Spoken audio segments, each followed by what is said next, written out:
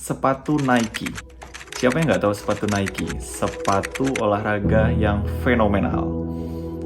Founder Nike namanya adalah Phil Knight. Dia seorang jebolan S2 dari Stanford University. Seorang MBA jebolan Stanford, tetapi memiliki hobi yang unik. Dia hobinya adalah lari, pengen jadi atlet tapi tidak kesampaian. Di masa mudanya, Phil Knight ini juga sibuk saja wira swasta sambil terus menekuni hobinya lari.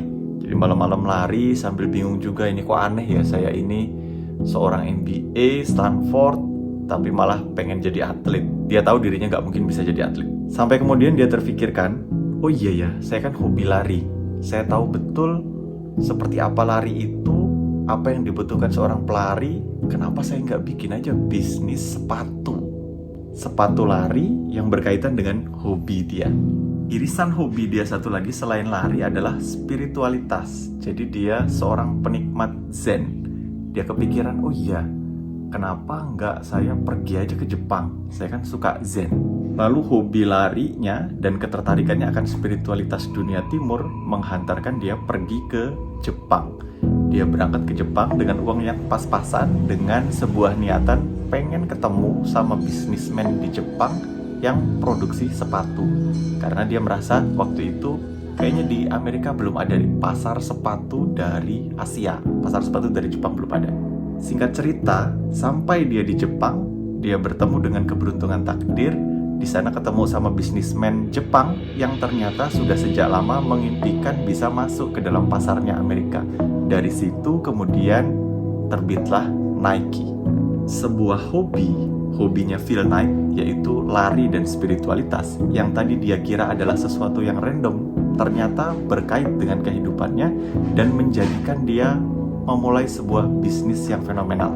Saya teringat sekitar pertengahan tahun 2019, sewaktu saya menemani manajer saya untuk mewawancara sejumlah kandidat engineer senior untuk masuk ke dalam perusahaan tempat saya bekerja. Biasanya, pertanyaan mengenai hobi itu adalah pertanyaan klise yang nggak terlalu diulik. Tapi waktu itu manajer saya mengulik dengan betul-betul pertanyaan mengenai hobi.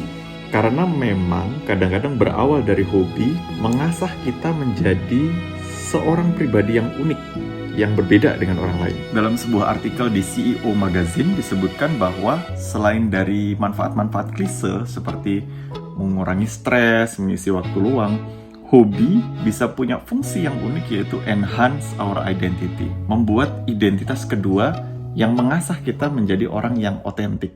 Oprah Winfrey, seorang pembawa acara yang begitu terkenal, itu menjadi tajam karena hobinya membaca. Steve Jobs menjadi unik karena irisan antara ketertarikan dia terhadap seni dan ketertarikan terhadap dunia teknologi. Phil Knight mendirikan Nike berawal dari hobinya, ketertarikannya terhadap dunia lari dan dunia spiritualitas. Jadi jangan meremehkan hobi, seberapapun randomnya terlihat hobi itu, karena kadang-kadang di sana ada kunci berharga untuk menentukan apa ketertarikan sebenarnya kita, siapa sebenarnya diri kita. Apa hobi Anda, dan bagaimana hobi itu membentuk Anda menjadi pribadi yang unik? Ceritakan di kolom komentar.